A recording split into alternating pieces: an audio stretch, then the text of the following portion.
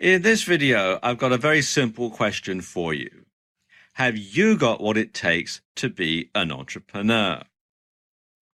Now, lots of people think that being an entrepreneur is a piece of cake. All you've got to do is just sit there and come up with some idea and just wait for the money to start flowing in. But in reality, being an entrepreneur is very difficult, and not everybody is cut out for the entrepreneurial lifestyle. So ask yourself these questions. First of all, do you like to make your own decisions? Or do you prefer to follow instructions and have somebody else make the decisions for you? Now, entrepreneurs are decision makers. In fact, being an entrepreneur is all about making decisions. And entrepreneurs are happy to make decisions and then live by the results, right or wrong. They're quite happy to take the responsibility. They're quite happy to decide exactly what direction their business is going to take, and then they are prepared to follow it through, as I said, right or wrong. So in order to be an entrepreneur, you really have to be comfortable making decisions. Secondly, are you risk averse? Or are you happy to take a risk if the odds are in your favor?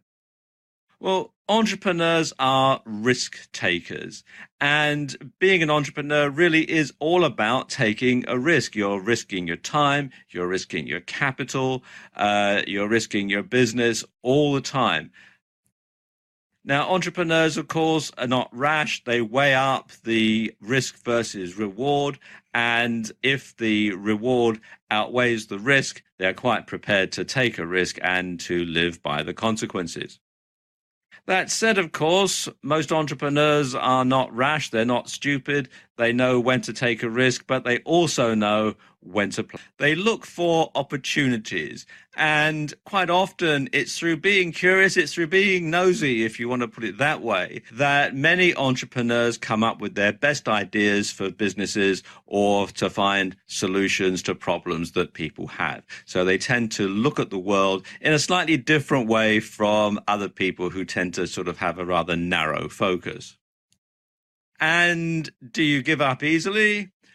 Or are you someone who perseveres until the end?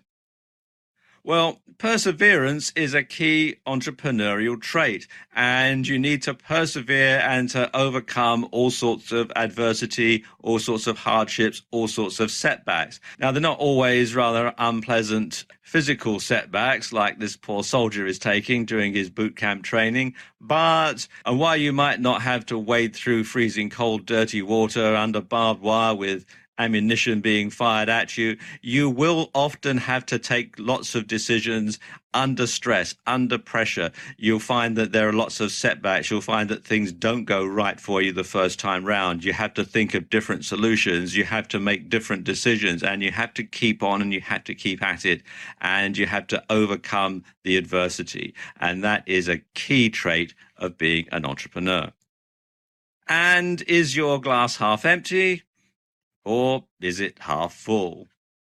Well, being an optimist is essential if you're an entrepreneur because, as I was just saying, you're going to have to overcome all sorts of adversity. You have to believe in yourself. You have to believe in what you're doing. You have to believe that you are going to be successful. You have to take a positive outlook with everything that you do.